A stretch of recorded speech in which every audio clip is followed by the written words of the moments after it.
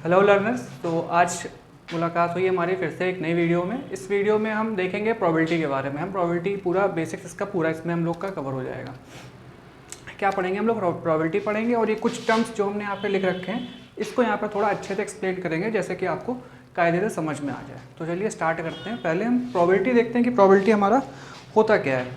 तो जैसे कई बार आप लोग जब क्रिकेट मैच देखते हो तो उसमें आप लोग बोलते हो कि भाई आज हो सकता है कि विराट कोहली कि 50 रन्स बन जाए या सेंचुरी पड़ जाए या हाफ सेंचुरी हो जाए। ऐसा कई बार होता है कि आपने बोला कि हो सकता है, मे बी ना। तो जो ये वर्ड आया मे बी, यानी कि कुछ चांसेस हैं कि हो सकता है उसकी सेंचुरी बन जाए और हो सकता है ना बने। तो दोनों केसेस हैं, यानी कि कुछ चांसेस हैं कि सेंचुरी बन सकती है और कुछ चांसेस हैं कि सेंचुरी ना बने। तो यहाँ पर आता है हमारा प्रोबेबिलिटी, यानी कि उस इवेंट के होने की क्या चांसेस हैं, वो होती है प्रोबेबिलिटी। यानी कोई भी एक इवेंट है, कोई भी एक एक्सपेरिमेंट हम कर रहे हैं, ठीक है, उसके होने और ना होने की क्या चांसेस हैं, वो प्रोबेबिलिटी होती है। फॉर एग्जांपल जैसे मान लो आपने कोई कॉइन उछाला, ठीक, जो कि बहुत ही जनरल एग्जांपल है। आपने कोई कॉइन उछाला और हो सकता है कि हेड्स मिल जाए आ जाए या हो सकता है टेल्स आ जाए, कुछ भी आ सकता है। तो 50-50 चांसेस रहते हैं कि 50-50 चांस है कि हेड्स आ जाए या फिर टेल आ जाए। तो यही हमारी प्रोबेबिलिटी। प्रोबेबिलिटी का मतलब क्या होता है? Chances of happening of an event और not happening of an event. या कई बार आप जैसे बाहर जा रहे हो बोलते हो सकता है आज बारिश हो जाए, तो हो सकता है यानी कि कुछ चांसेस हैं कि हो सकता है बारिश हो जाए, हो सकता है ना हो, ठीक। तो यही चीज़ है हमारी प्रोबेबिलिटी, ये इसी के बारे में पढ़ते हैं हम लोग। चलो अब पहला टर्म हमारा क्या है? एक्सपेरिमेंट। तो अब एक्सपेरिमेंट क्या होता है? एक्सपेरिमेंट को हम आसान भाषा में कहना चाहें, समझें तो एक कोई प्रोसेस, एक कोई ऐसा प्रोसेस है जिसको प्रोसेस होने के बाद में हमको कुछ set of data as a result मिलता है। जैसे कि मान लो एक हमने कॉइन लिया, ठीक, एक कॉइन लिया, उसको हमने 5 बार उछाला। जब हमने 5 बार उसको लाइन से उछाला और जो भी हमारा आउटकम आया, यानी कि जो भी आया हेड्स या टेल्स, उसको हम एक जगह रिकॉर्ड करते रहे, ठीक। तो हमने कॉइन टॉस किया, ठीक, फिर जो उसके रिजल्ट्स आए उसको हमने आर सेट में हम स्टोर करने लगे। पहली बार में मान लो हमारा हेड्स आया, फिर टेल आया, फिर हेड्स आया, फिर टेल आया, फिर हेड्स आया, ऐसे करके 5 बार आया, ठीक। तो ये जो हमने कॉइन टॉस किया ये हमारा क्या हो गया? एक्सपेरिमेंट हो गया। ये हमने एक्सपेरिमेंट किया, ठीक। तो एक्सपेरिमेंट क्या होता है? एक कोई प्रोसेस जिसके होने पर हमें कुछ सेट ऑफ डेटा मिले एज अ रिजल्ट, ठीक, कि उस एक्सपेरिमेंट के होने पर ये हमें रिजल्ट मिला। हेड्स आया या टेल्स आया, जो भी हुआ, हमने 5 बार कॉइन उछाला था तो हमें ये रिजल्ट्स मिले। तो ये हो गया हमारा एक्सपेरिमेंट, ठीक। अब ये क्या होता है? रैंडम एक्सपेरिमेंट क्या होता है? चलो भाई, एक्सपेरिमेंट तो हमें समझ में आ गया क्या होता है। अब रैंडम एक्सपेरिमेंट क्या होता है? जैसे कि मान लो कोई एक्सपेरिमेंट है, हमारा कॉइन टॉस वाला एक्सपेरिमेंट लेते हैं। हमने इसको 100 टाइम्स उछाला, ठीक, 100 टाइम्स हमने उछाला और हर बार क्या हो रहा है कि बिल्कुल सिमिलर कंडीशंस में हमने उछाला, यानी कि वही जो हमारा कॉइन है। पहली चीज़ तो अनबायस्ड होना चाहिए। अनबायस्ड का मतलब कि ऐसा नहीं है कि हेड्स के साइड पे थोड़ा सा ज़्यादा वेट लगा हुआ है जिससे टेल आने के चांसेस ज़्यादा हैं या ऐसा कुछ है। बिल्कुल अनबायस्ड कॉइन है, ठीक। अब उसको हमने 100 टाइम्स टॉस किया, ठीक, बिल्कुल सिमिलर कंडीशंस में, यानी कि कुछ भी हमने कंडीशंस चेंज नहीं करी हैं, ठीक है। तो उसमें क्या होगा कि हमको एकदम रैंडम आउटकम मिलेंगे, रैंडम रिजल्ट्स मिलेंगे, यानी कि हेड्स भी आ सकता है, टेल भी आ सकता है, कुछ भी आ सकता है। किसी भी हेड्स आने के चांसेस ज़्यादा नहीं हैं या टेल्स आने के चांसेस कम नहीं है, ऐसा कुछ नहीं है। तो जब इस टाइप का हमारा एक्सपेरिमेंट होता है तो उससे हम कहते हैं रैंडम एक्सपेरिमेंट, ठीक। हमने इसको क्या किया?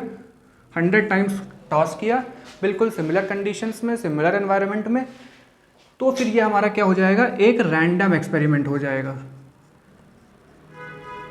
ठीक है। तो ये हमारा क्या हो जाएगा? एक रैंडम एक्सपेरिमेंट हो जाएगा। अब ये दोनों तो चलो समझ में आ गया, ठीक। थर्ड आता है ट्रायल क्या होता है। अब अभी हमने पढ़ा है कि एक्सपेरिमेंट क्या होता है, हमने समझ लिया एक्सपेरिमेंट क्या होता है और रैंडम एक्सपेरिमेंट क्या होता है, ठीक। अब तीसरा आया हमारा टर्म ट्रायल। अब ट्रायल क्या होता है? हमने कोई एक्सपेरिमेंट, यानी हमने कॉइन टॉस किया, फॉर एग्जांपल, फिर से एग्जांपल लेते हैं, कॉइन हमने टॉस किया। तो अब जो हमने ये कॉइन को टॉस किया, ठीक, ये हमारा एक ट्रायल होता है। हमने एक बार कॉइन टॉस किया, फर्स्ट ट्रायल, 2 बार कॉइन टॉस किया, सेकेंड ट्रायल, ठीक। तो अब ये तो हमारा ट्रायल हो गया।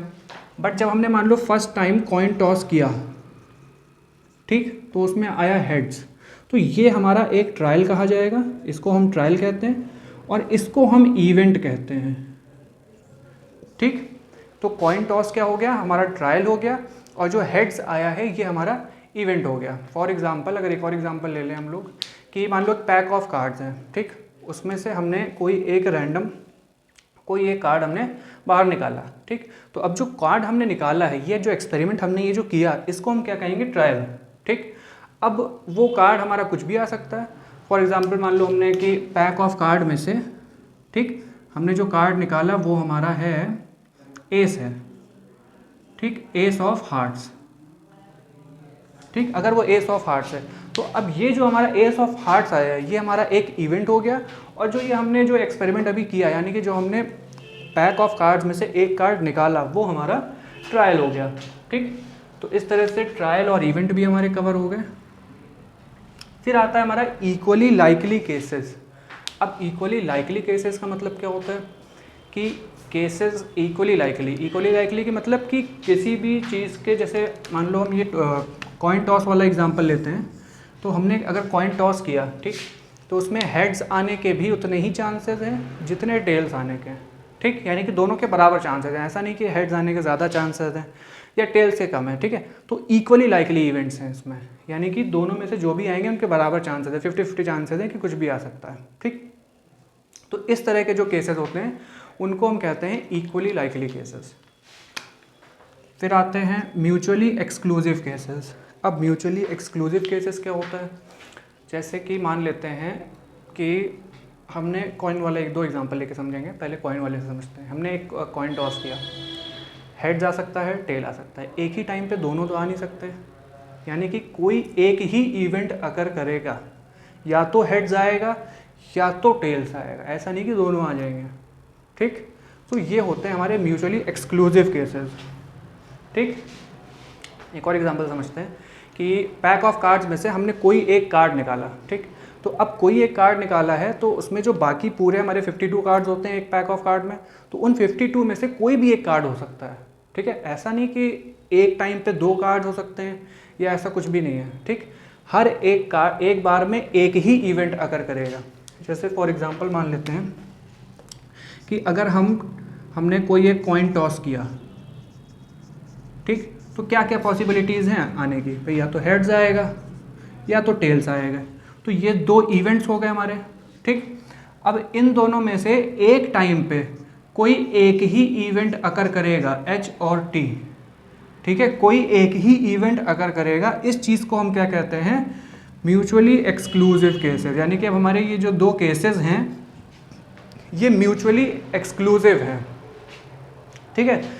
कार्ड्स वाले में से समझते हैं कि अगर हमने 52 में से कोई एक कार्ड निकाला, ठीक, तो वो उन 52 में से कोई भी एक कार्ड हो सकता है।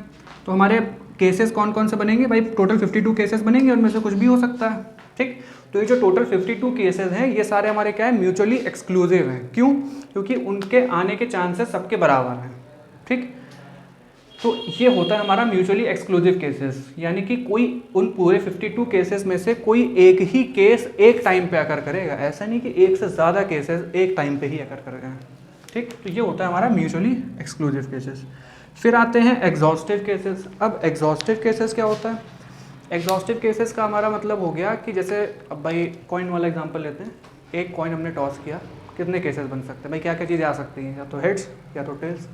तो जो टोटल पॉसिबल केसेस होते हैं उनको हम कहते हैं एग्जॉस्टिव केसेस। फॉर एग्जांपल अगर हम 52 ये पैक ऑफ कार्ड्स की बात करें, तो अगर हम एक कार्ड में से कोई पैक ऑफ कार्ड में से कोई एक कार्ड निकाल लें, तो उन 52 में से कोई भी कार्ड हो सकता है वो, ठीक। तो ये जो टोटल 52 इवेंट्स जो हमारे बने हैं, इनको जब हम कलेक्टिवली एक उसमें सेट में रखेंगे तो वो हमारा क्या होगा, एग्जॉस्टिव केसेस बनेंगे हमारे। यानी एग्जॉस्टिव केसेस का मतलब होता है टोटल पॉसिबल केसेस, यानी कि पॉसिबल क्या, जो भी केसेस पॉसिबल हैं, यानी कोई भी एक्सपेरिमेंट अगर हो रहा है तो उसके जो भी पॉसिबल केसेस हैं वो क्या हो जाएगा, हमारे एग्जॉस्टिव केसेस हो जाएंगे। फिर आते हैं हमारे फेवरेबल केसेस।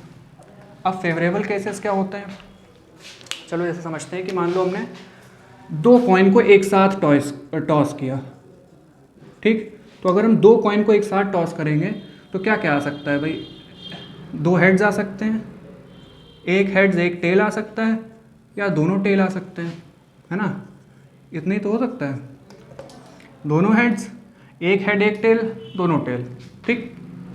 तो ये टोटल पॉसिबिलिटीज़ हैं, यानी इनसे अलग कुछ नहीं होगा, जो होगा इन्हीं में से होगा। तो इस पूरे को हम क्या कहेंगे, ये हो गए हमारे एग्जॉस्टिव केसेस। ठीक, ये हो गए हमारे एग्जॉस्टिव केसेस। अब अगर हमें ये जानना है कि कितनी बार, ठीक, कि डबल हेड यानी कि दोनों कॉइन में हेड कब कब आया, ठीक है, तो जो हमारा हमें क्या चाहिए, हमें दोनों हेड खाली चाहिए बस।